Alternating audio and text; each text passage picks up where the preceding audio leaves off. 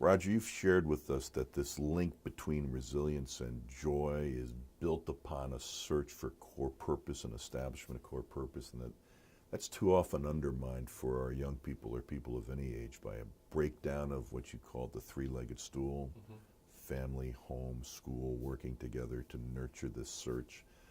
And by the fact that we're kind of captured by a transactional rather than a grace-filled notion of our encounter with existence.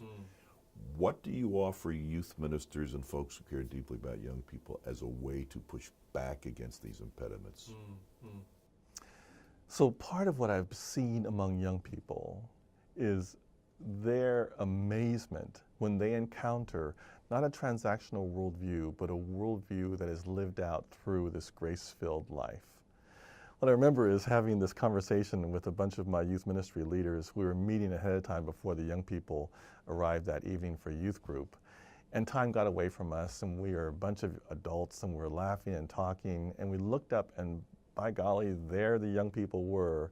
We didn't realize what time it was, and they were sort of clustered in the doorway, and they were looking at us, and we were laughing about something so hard that we were crying, having so much fun with each other.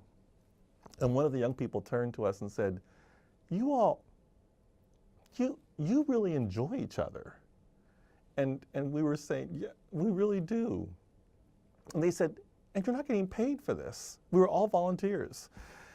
And we said, no. And they said, but you just are having fun. And we said, yes. And he was incredulous.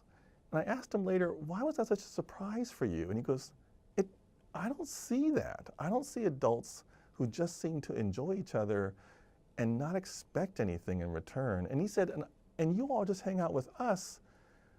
Why? And I said, because we're called to it. Because it's how we live our life of gratitude.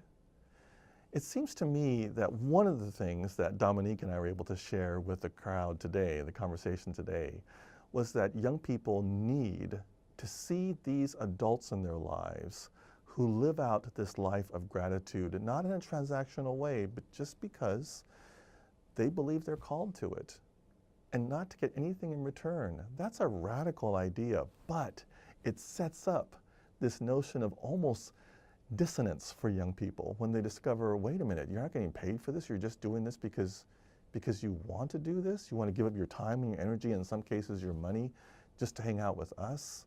I think that kind of intriguing notion begins to set this whole notion of a transactional worldview on its head, and it challenges their worldview.